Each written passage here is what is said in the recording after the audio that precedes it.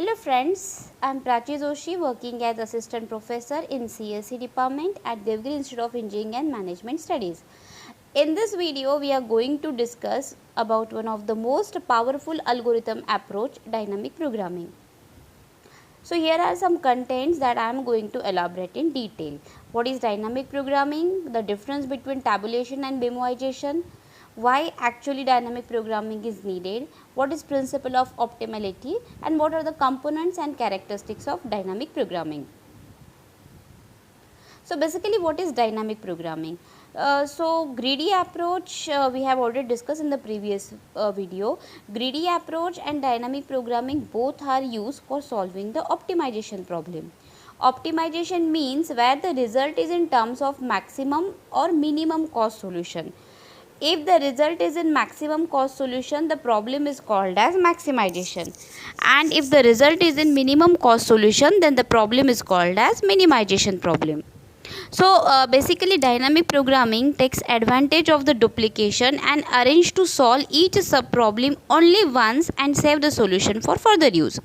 Okay, so it is used when the sub problems are not independent. So basically what it means by not independent means they share the same problems. What actually happens in divide conquer, that more work has to be done because it solves the same sub problem multiple times. Dynamic programming solves each sub problem just once and store the result in a table for further use. So of course the recomputations are avoided in dynamic programming.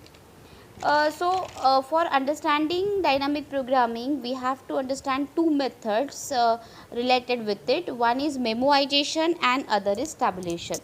So memoization and tabulation, both methods are used for solving the problems by dynamic programming. Both methods say same thing, only the difference lies in way of conveying the message. Memoization is a top-down approach, whereas the tabulation is a bottom-up approach. So we'll see the difference between these two with the example. But before that, we will take one more example for understanding dynamic programming in detail. So you can see on the screen that if I am writing down 2 plus 2 plus 2 plus 2 plus 2 5 times on a sheet of paper. So what is the answer here? It is 10. Now if I write down another 2 plus on left, what is the answer now? It is 12. So how you have done it so fast? Because you don't need to recount. You remembered the previous result as 10 and you are just adding that 2 into 10 and you are getting the answer 12. So you are not going to recompute the result again. So simply dynamic programming is just a way or we can say it's a fancy way to say remembering stuff to save time for later. So here the difference between memoization and tabulation. We will take a simple code segment for understanding it. In the first code segment, we are using memoization for finding factorial of a number. So of course finding factorial of a number is a recursive process. We can do it by recursion also and we can do it by iteration also.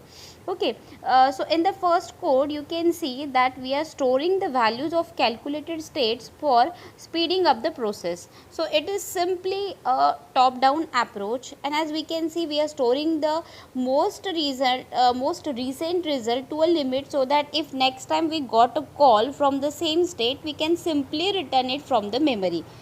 As we can see here, the solve function, you can see for finding the factorial of x, we are going to call solve function within the solve. So solve is a recursive function here. Okay, so solve is being recursively called.